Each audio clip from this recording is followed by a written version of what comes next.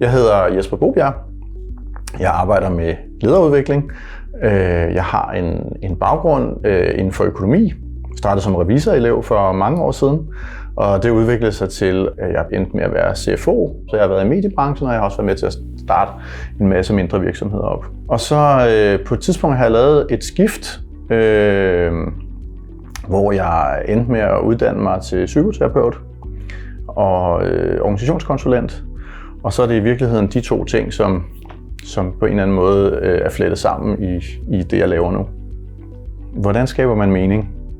Det fungerer jo ikke ved at bare sige, at du skal være opmærksom på, at du skaber mening. Det kan man jo ikke bare. Så hvordan gør man det? Det handler rigtig meget om, som mennesker er vi relationelle væsener. Og den kontakt og de forbindelser og de relationer, vi har til andre mennesker, det er min oplevelse, at meningen opstår rigtig meget der. Mange har ikke den fornemmelse af, hvor vigtigt er det samspil med andre mennesker i forhold til at skabe meningen. De ting, jeg har med mig, de værdier og de drømme og de ønsker, jeg har, så handler det også om at turde gå efter det. Så for mig er en del af det at være autentisk og det at skabe mening, handler også om at kunne bruge sin handlekraft.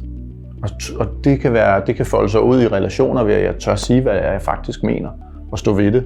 Hvis jeg ender med lidt for meget at gøre, hvad alle de andre vil, så forsvinder meningen også. Men når jeg kommer frem og tør sige det, så sker der noget i relationen.